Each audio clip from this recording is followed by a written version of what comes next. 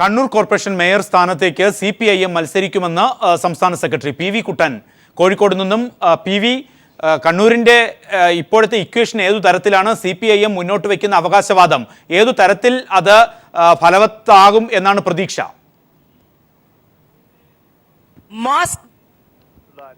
ഇപ്പോഴും തുടരുകയാണ്. അവിടെ രാഷ്ട്രീയ നീക്കങ്ങൾ നടക്കുന്നുണ്ട്. ഭരണം പിടിക്കുന്നതിന് വേണ്ടി ഇരു മുന്നണികളും രാഷ്ട്രീയ നീക്കങ്ങൾ നടത്തുന്നുണ്ട്.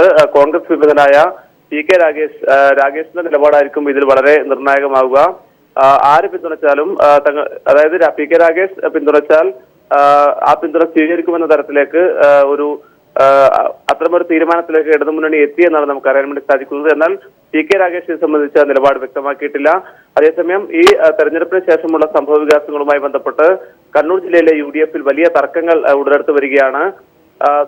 സുധാകരനും അതുപോലെ തന്നെ സുധാകരനും അതുപോലെ തന്നെ DCC പ്രസിഡന്റ് സുരേന്ദ്രനും PK രാഗേഷിനെ ഒരു കാരണവശാലും കോൺഗ്രസിലേക്ക് തിരിച്ചെടുക്കാൻ കഴിയില്ല എന്ന ഉറച്ച അത്തരമൊരു നീക്കത്തിലാണ് ഈ രണ്ട് നേതാക്കളും ഉള്ളത്. അതേസമയം PK രാഗേഷിനെ കോൺഗ്രസിലേക്ക് തിരിച്ചു കൊണ്ടുവന്നുകൊണ്ട് സുധാകരന്റെ അപ്രമാദിത്വത്തിന് തടയിടാം എന്ന ഒരു ധാരണ ഗ്രൂപ്പ് നേതൃത്വത്തിനുണ്ട്. അത്തരമൊരു നീക്കം മുഖ്യമന്ത്രിയുടെ തന്നെ നേതൃത്വത്തിൽ നടക്കുന്നുണ്ട് എന്നാണ് നമുക്ക് അറിയാൻ വേണ്ടി സാധിക്കുന്നത്. അതേസമയം തന്നെ കോർപ്പറേഷനകത്തെ നിർണായക ശക്തി മുസ്ലിം ലീഗാണ്. UDF-നകത്തെ നിർണായകമായ ശക്തി മുസ്ലിം ലീഗിനുമുണ്ട്. ലീഗിന് കോർപ്പറേഷന്റെ ഡെപ്യൂട്ടി മേയർ സ്ഥാനം ലഭിക്കണമെന്നും അങ്ങനെ ലഭിച്ചില്ലെങ്കിൽ കടുത്ത നിലപാട് സ്വീകരിക്കുമെന്ന തീരുമാനവുമായി മുസ്ലിം ലീഗും രംഗത്ത് വന്നിട്ടുണ്ട്.